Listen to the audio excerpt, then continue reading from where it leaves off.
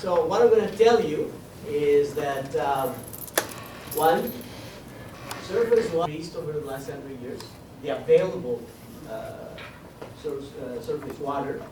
That has changed dramatically in the natural history of many of the species that occur in this state, vertebrates, invertebrates, and so on. But importantly, or as importantly as the fact that we know they change, I think it's important for us as a community of engaged individuals that we understand how do we know that things are changing, okay? And so what I'm going to do is I'm going to use this presentation and I'm going to plug in a couple of units here at the university that often don't get a lot of attention, and but they are absolutely fundamental to the kinds of questions that we're trying to address. Okay. One's going to be the Natural Research Science Laboratory, the NSRL, or the Museum of Texas Tech. And the other one, towards the end of my presentation today, is going to be the K12 program of the International Cultural Center. We were asked by the organizers to give a little bit of a thought to how do we go from what we're doing here to education, right? How do we do that, how do we take that step? And so there are multiple ways of doing this. Obviously, the one that I'm going to talk a little bit about is close to the kinds of things I do, is located in the same building where I spend about 1/3 of my time. So I hope I can convince you that it's a very good venue for the kinds of things that we all are doing. Let me say also that I'm really happy to be here. I mean, literature and natural history are extremely well connected, right?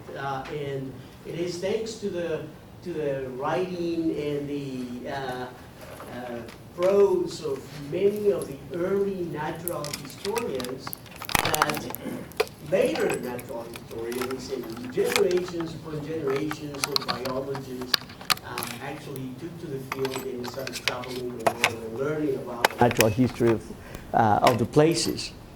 And so from that perspective, I want to tell you a little bit about my history. I'm originally from the country of Bolivia, and I was really amazed when in high school I read a book by it was a Spanish version of French writing by Alcide d'Orbigny.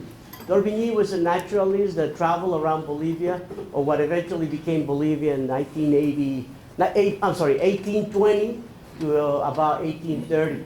Okay? And in the process, traveled to some of the places that later I grew up in. In his writings, he says that he was interested in coming to South America because of work that he read about by other naturalists, especially some of the older Spaniard naturalists, priests and so on, that had come to the Americas and wrote these tremendously interesting tomes about the natural history, cultural history, etc., of the places they were visiting. Alcide d'Orbigny comes and starts traveling around.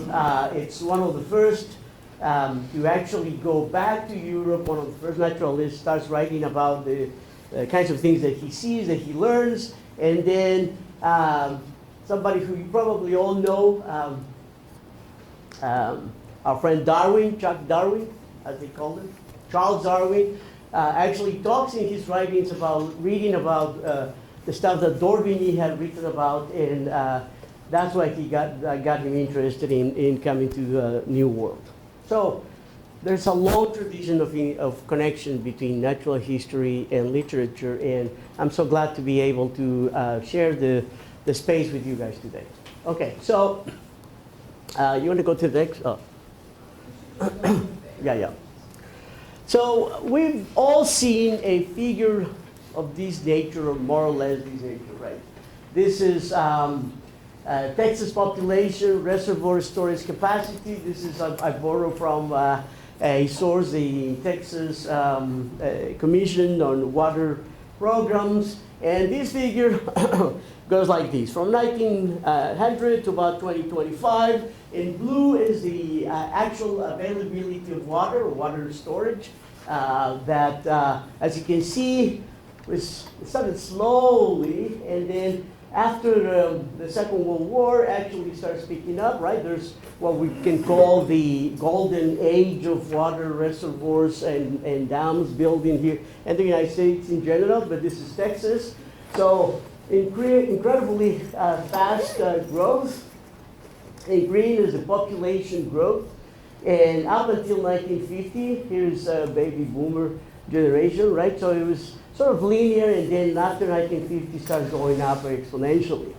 What I want to highlight is that at one point or another, these are going to connect, right? The data is not there yet. There are some estimations, and they don't look very good in the sense that where the ability to produce or to get more water or more available surface water is probably going to increase, they say, probably up to 10%, but probably not much more than that. But the Texas population is going to increase much more. It's going to be probably 30, 40% more in the next 30, 40 years. So these are pathways that are not going to meet, and when they meet, there's going to be a problem. So that's an issue, right? That's an issue. That's an issue of a bit of a problem. What else do we know? We also know that trying to plan for water shortages and problems with availability of water in Texas in particular, but also in other parts of the U.S. is tempered by the fact that seasonality and these differences in terms of drought and floods are present throughout the history of what we know occurs in Texas, right? So there are 3 lines here for different periods of time. And when folks were looking at program what was going to be the availability of water, they were sort of like with all models, right? You want to try to see what's going on in the back, what's happening in the back to see if you can program towards the future. One of the things they see is that there's a tremendous variability in terms of the amount of drought and the amount of surplus of water. So here this line represents 0. It would be normal conditions, whatever normal is. What we really see is that normal is that it's all over the place, right? Above 0, we have way too much water. Below 0, we have way too little water. So below 0, we have droughts, right? So issues with surface availability, surface water availability, trying to plan or try to program based on data that shows that there's a lot of variability in the system makes it very difficult to program. And to program for solving different types of problems, right? In fact, if you think about it, there's really 4 different types of water problems. 4 different types of water problems. One is when you have way too much water, right? What do? I mean, some people think, okay, we gotta build more dams, and so we save more. Well, maybe so. But again, really cannot justify the investment if you don't really know how much more water is going to be there, right? But it's not only the problem. That's not the only problem. There's also a problem with really dirty water usage. A lot of people are using it. It's been estimated that most of the use for water in Texas is going to be municipal water in the next 30 years. So that creates the conditions for these kinds of problems. Or these kinds of problems, not enough water, right? But what I want to concentrate a bit on is this idea of what we call global needs or global goals. And the global goals comes from the United Nations new goals for the next 30 years, where they're talking about healthy ecosystems, healthy earth, healthy people. So the idea that we're all interconnected, right? Other people have talked about this in terms of the One Health or whatever, but the idea is that we're all together in this. And if it's healthy for the species that are not humans, it's probably healthy enough for humans. And that there's this interconnection that is permeating the entire system, right? Wow. So Again, as I said, available surface water in Texas has increased dramatically, in fact, over the last 30 years. This is a map of major dams, and there's over 200 here in Texas, right? Now, they're not equally distributed, as you can probably see. There's sort of a little heavier buildup towards the east and southeast, but it makes sense because that's where the most population is and where there's more water, right? Highlighting the point that we're in an area where there's really not a whole bunch of dams and not a whole bunch of water available. So the point here, though, is that the increased water availability has actually made it, the number of dams has actually increased the surface water availability. A lot of these dams are associated with lakes. And so in places where we had only the river basins and we had no lakes, now we do have lakes, right? That has changed the landscape and has changed the environmental conditions that are available for different species, vertebrates, mammals, birds, et cetera, et cetera, et cetera. So we know that things have changed. We know that there have been changes in the natural history of taxa, in the natural history of the environments, in the natural history of the species of economic and interest, and those that are not of economic interest. But how do we know that? How do we know that? Okay, that's what I wanted to emphasize in this presentation today. We often know thanks to museums of natural history, okay?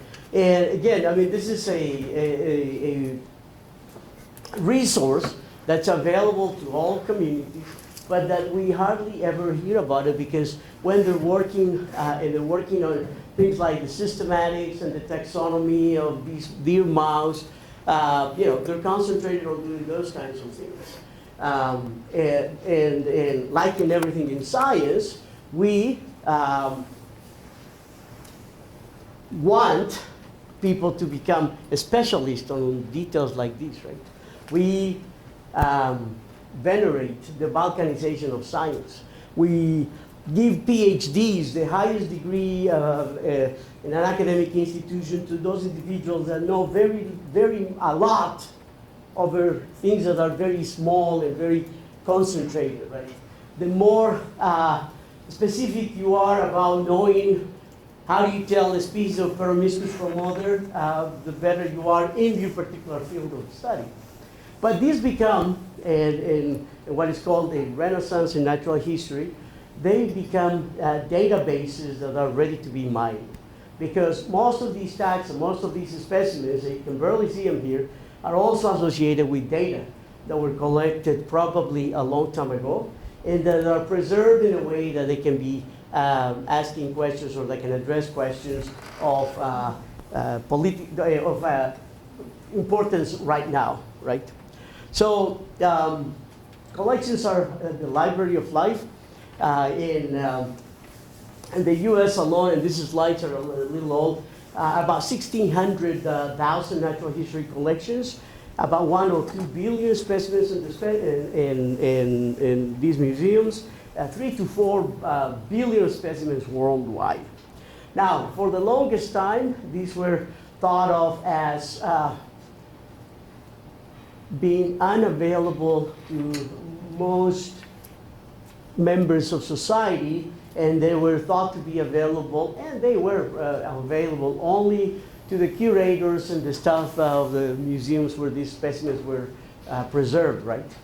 Now that is changing dramatically, and people are now thinking of these as databases that actually tell us about the history of the places, because every single one of these individuals is a window into the past, right? Every single one of these individuals that has the tissues and that has the ancillary data from where they were collected are a window into the past. And that has been emphasized by several programs at the federal level. This is one that the National Science Foundation funds, and as part of a program, I'm part of this program, the ID Bio, where we actually we share resources in terms of specimens. We digitize these data we digitate, we take high quality pictures, we do 3D scans of these particular individuals, we take pictures of color of these individuals, we put them online, we associate them with data, and then we share them across this huge network of collections and individuals, right? And now this center, the center for this hub is in Florida, University of Florida, Gainesville, but it's distributed across the world, the United States. And it's based on the idea that a specimen, it's not only the mouse, it's not only the bat, it's not only the bird, but all the data that's associated with it, and all the tissues and all the ectoparasites, they're all important and they tell a story, because every single one of them, again, is a window into the past. And we can tell exactly what the conditions were in that particular point in time when the individual was caught, in that particular place where the individual was caught, based on the preserved materials, right? There's a whole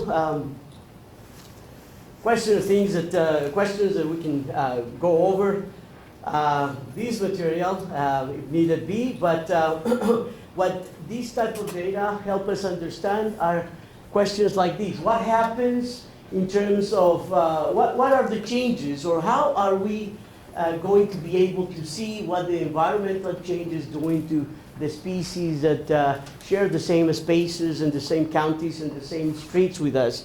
How are they going to move? Are they going to in a scale of time and in a scale of space, right? So what is going to happen? How are we going to know, and what are the possible responses to this species? Again, we are based, or we use these museum specimens as the base to know what is happening. And luckily for us, there's a whole bunch of data already out there, right? So some of these really high quality data goes back to the early 1900s, right?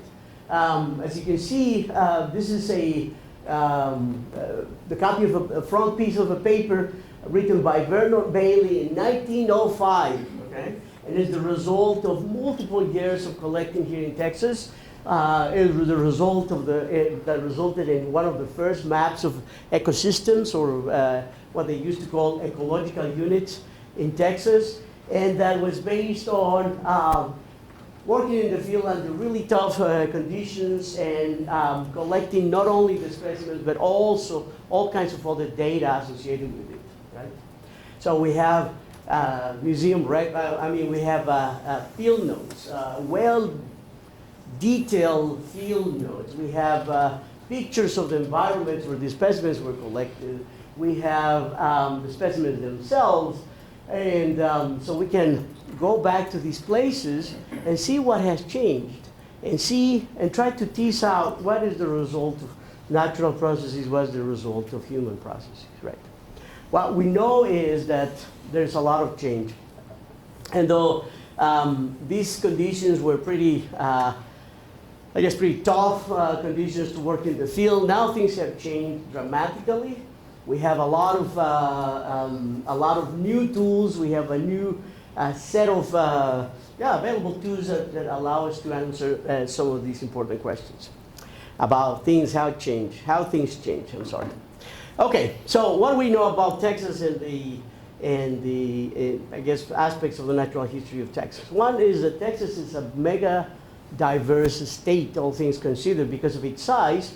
You know, it includes it could include several countries, but it includes no less than 10 ecological units or regions, and each one of them is unique. And each one of them has its own share of different types of organisms. In fact, for example, just to highlight a couple of them, in this group of the bats, we have here in Texas all of the species that occur in all of North America, except for 10 of them, right? Including from the border between border between Mexico and the U.S. all the way to the north.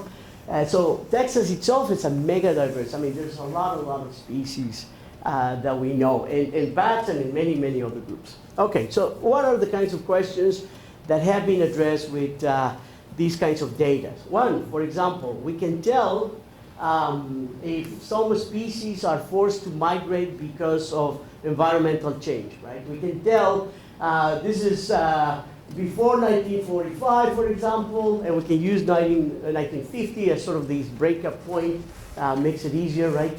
So what we can see is that in some species there was a change in terms of elevation, in some other species there wasn't, right? So that gives us a feeling already for the fact that gives us a feeling for the fact that not everybody responds, not only all the species respond in the same way to the same environmental problems. We can use radioisotopes to find out exactly what these individuals were eating in different places. We can tell at looking at genetic markers, we can tell what was the genetic diversity in a species in historical times and in modern times, and tell whether or not there are issues that should concern us from the conservation standpoint, because if you have species that have lost genetic diversity, then you want to make sure that you address those kinds of issues, right? This is a little closer to my heart. These are the kinds of things that we do in my particular lab. We look at specimens that may be infected with some ectoparasites. We comb them out of the skins. We collect the ectoparasites. We do genetic tests in terms of trying to find out whether or not these ectoparasites have some type of infections, in some cases bacterial infections, et cetera. We use PCR, but we also do studies on the ecomorphology of how things have changed through time, right? So there's a whole set of questions that we can address in terms of the changes at the level of the individual populations, the particular species, but also by combining sites and places, sites and times, we can see changes in terms of communities, right? Now, in a nutshell, in the minute I have left, what are the kinds of things that we are finding in terms of changes in natural history? So these are sort of the three major changes that species are forced to go through, if you will, with environmental change. So one of the things we know is that there are several species that have been forced to migrate to different places of the state, right? So we know, for example, that porcupines are going all the way towards the west of the state in places where they were not even 10 years ago. Armadillos are moving north. Rodent species are moving north, especially of those of tropical origin. But we also know that vectors of diseases like Chagas disease, which is a disease that that kills about, infects about 20 million people in Latin America. It's now starting to show up in Texas. We now know that, based on museum records, we now know that these vinchucas, as they're called, or the kissing bugs, are expanding their range to the north and to the west dramatically. And that in the process, they're carrying with them their Chagas bug, the actual parasite that makes people sick, okay? And we know that because they're starting to happen, we're starting to see cases both in rodents, we're starting to see cases in deer, we're starting to see, in northern Texas, we're starting to see cases in pigs, et cetera, et cetera. So we know that these environmental changes are associated with the show up of new diseases and stuff. They're changing the ecology of the disease transmission of some of these parasites, and this is all thanks to environmental change, including the availability of surface water in Texas. And the last slide, I wanted to mention this K-12 program. It's a global education outreach program that is housed at the Office of International Affairs, and that in pre-COVID times, we're seeing 22,000 students per year, okay? These are students in elementary grade, and this is for this year alone. Even, soon after COVID, 14,000 students They give presentations or for either students who come to the ICC or they go over to the counties. They presented 64 different schools, and they are always looking for topics that are of importance to the communities, okay? And so we have now a program that we started with them that has to do with issues of water. Water scarcity, water availability, environmental change associated with water issues. So with that, I'm going to stop there.